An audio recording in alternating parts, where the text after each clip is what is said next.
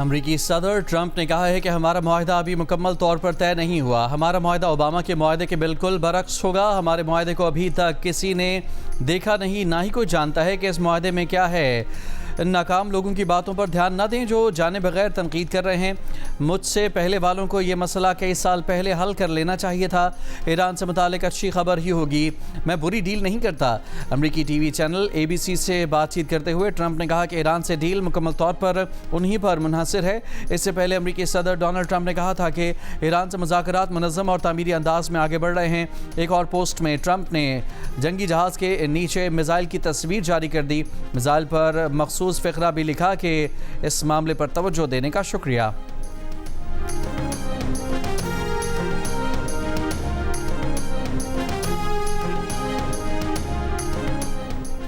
امریکی میڈیا نے دعویٰ کیا ہے کہ ایران اور امریکہ کے مذاکرات کار معاہدے کے وسیع اصولوں پر متفق ہو چکے ہیں۔ امریکہ سمجھتا ہے کہ ایرانی سپریم لیڈر آیت اللہ مجتبی خامنائی نے معاہدے کے خد و خال کی منظوری بھی دے دی ہے۔ کسی بھی چیز پر دستخط ہونے سے پہلے حتمی معاہدہ طے ہونا باقی ہے۔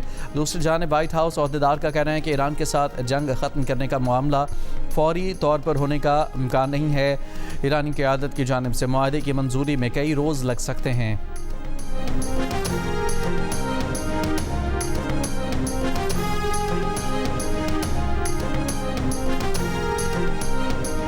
ایران کے صدر مسعود پزشکیان نے کہا ہے کہ دنیا کو یقین دلانے کے لیے تیار ہیں کہ جوہری ہتھیار حاصل کرنے کے خواہاں نہیں۔ ہمارا مذاکراتی وفد اپنے ملک کی عزت اور وقار پر کوئی سمجھوتا نہیں کرے گا۔ امریکی صدر ڈونلڈ ٹرمپ نے مسعود پزشکیان کے اس بیان پر مشتمل سوشل میڈیا کی ایک پوسٹ بھی شیئر کر دی۔ اسرائیلی وزیر اعظم نیتن یاہو نے دعویٰ کیا ہے کہ صدر ٹرمپ اس بات پر متفق ہیں کہ ممکنہ ایران ڈیل میں جوہری خطرے کو ختم کرنا شامل ہوگا۔ اس مقصد کے لیے ایران کی جوہری افزودگی تنصیبات کو ختم اور افزودہ جوہری مواد کو ایران سے باہر منتقل کرنا ہوگا۔ ٹرمپ نے لبنان سمیت تمام محاذوں پر خطرات کے اسرائیل کے دفاع کے حق کا اعادہ کیا۔ وزیر اعظم شہباز شریف کی چینی سرمایہ کاروں کو پاکستان میں سرمایہ کاری کی دعوت۔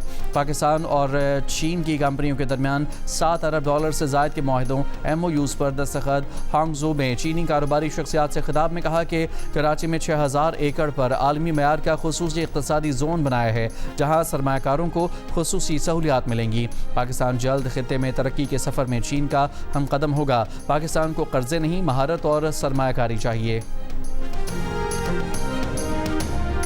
چمن پھاٹک دھماکے میں شہادتوں کی تعداد 14 ہو گئی۔ وزیر اعلیٰ بلوچستان کے معاون شاہد رند کی تصدیق۔ شہداء میں FC کے 3 جوان جبکہ زخمیوں میں خواتین اور بچے بھی شامل۔ PTI کے سینئر رہنما اور سابق گورنر شاہ فرمان نے کہا ہے کہ پارٹی نے عرفان سلیم کو سینٹ ٹکٹ دیا۔ کس کے کہنے پر سجاد محمد نے اپنے کاغذات نامزدگی واپس نہیں لیے؟ کس نے پارٹی پالیسی کے خلاف سجاد کو کامیاب کرانے کی ذمہ داری لی؟ یہ کون سا ٹولہ ہے جو نہ پارٹی ڈسپلن مانتا ہے نہ بانی PTI کا فیصلہ؟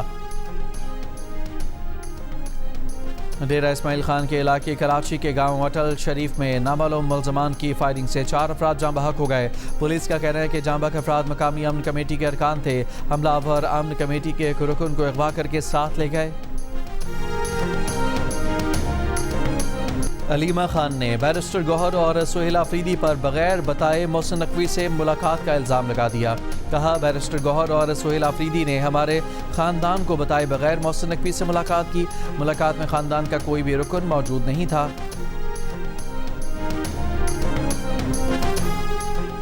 مرکزی سیکرٹری اطلاعات PTI شیخ وقاص اکرم نے کہا کہ بیرسٹر گوہر اور وزیر اعلیٰ سہیل آفریدی کی محسن نقوی سے ملاقات ہوئی ہے۔ ملاقات 14 مئی کو ہوئی تھی۔ ملاقات میں امن و امان سے متعلق امور پر تبادلہ خیال کیا گیا۔ ملاقات میں بانی PTI کا کوئی فیملی ممبر موجود نہیں تھا۔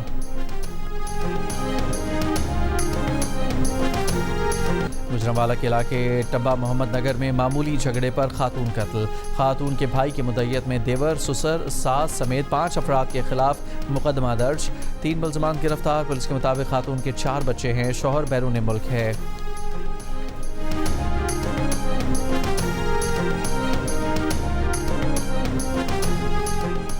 ایم کیو ایم پاکستان کے رہنما فاروق ستار نے کہا کہ ملیر ایکسپریس وے کا افتتاح ہوا ہے۔ منصوبہ 25 سال پہلے بے نظیر بھٹو نے شروع کیا تھا۔ بلاول کی گفتگو سے ایسا لگا کہ کوئی پریشان حال رہنما بات کر رہا ہو۔ 18 سال کی نااہلی کو ایک شاہراہ کے پیچھے نہیں چھپایا جا سکتا۔ 2008 سے پیپلز پارٹی کی حکومت ہے۔ پانی کے منصوبے K4 کا کیا ہوا؟ کراچی سرجانی ٹاؤن میں ایم کیو ایم پاکستان میں شمولیتی پروگرام سے خطاب۔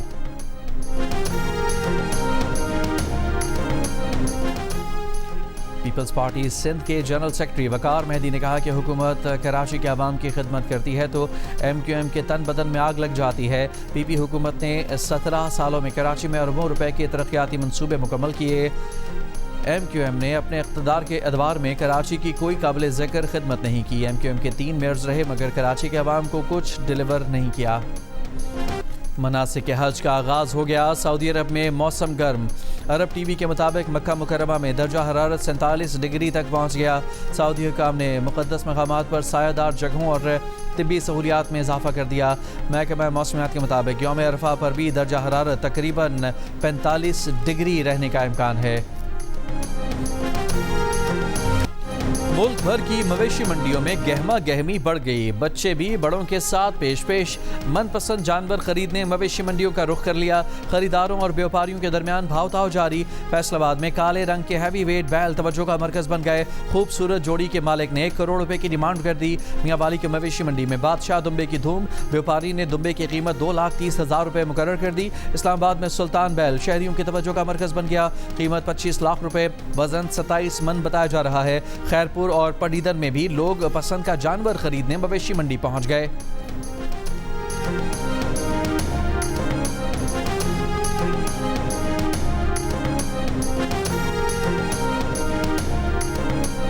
مناسک حج کا آغاز ہو گیا۔ عازمین حج خیموں کے شہر منا پہنچنا شروع۔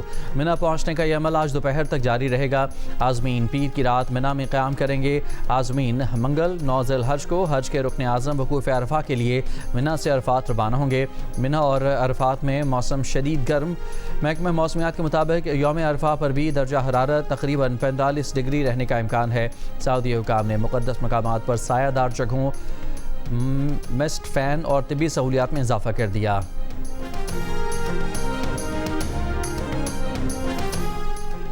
آٹھ عرب اور مسلم ممالک کی سمود فلوٹیلا ارکان سے اسرائیلی وزیر کے ناروا سلوک کی مذمت۔ پاکستان، قطر، UAE، سعودی عرب، ترکی، انڈونیشیا، اردن، مصر کا مشترکہ بیان۔ کہا کہ اسرائیلی وزیر بن گوئر کا رویہ خوفناک، ذلت آمیز اور ناقابل قبول ہے۔ غزہ کے لیے امداد لے جانے والوں سے اسرائیلی وزیر کا یہ رویہ انسانی وقار پر شرمناک حملہ ہے۔ یہ بین الاقوامی قانون کے تحت اسرائیل کی ذمہ داریوں کی واضح خلاف ورزی ہے۔ فرانس نے اسرائیلی وزیر بن گوئر پر فرانس میں داخلے پر پابندی لگا دی۔ فرانسیسی وزیر خارجہ نے کہا کہ غزہ فلوٹیلا کارکنان سے ناروا سلوک پر اسرائیلی وزیر پر پابندی لگائی ہے۔ فرانسیسی شہریوں کو دھمکانا اور تذلیل ناقابل برداشت ہے۔ یورپی یونین سے بھی بن گوئر پر پابندی لگانے کا مطالبہ کرتے ہیں۔ اور امریکی وزیر خارجہ مارکو روبیو نے کہا ہے کہ امریکہ لبنان کی جائز حکومت کے ساتھ مضبوطی سے کھڑا ہے۔ لبنان اپنی عملداری بحال اور اپنے عوام کے لیے بہتر مستقبل تعمیر کرے۔ حزب اللہ کی تشدد اور حکومت گرانی کی دھمکیاں کامیاب نہیں ہونے دی جائیں گی۔ وہ دور ختم ہو رہا ہے جب ایک دہشت گرد گروہ نے پورا ملک یرغمال بنا رکھا تھا۔